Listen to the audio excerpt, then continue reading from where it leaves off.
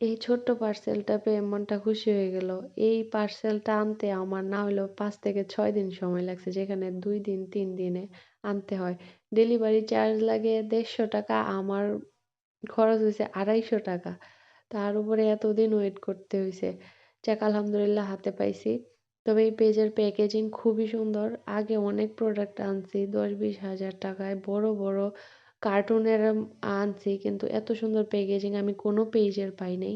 এই পেজটা খুবই সুন্দরভাবে জিনিসগুলা প্যাকেট করে দিছে। একটা মালও ড্যামেজ ছিল না।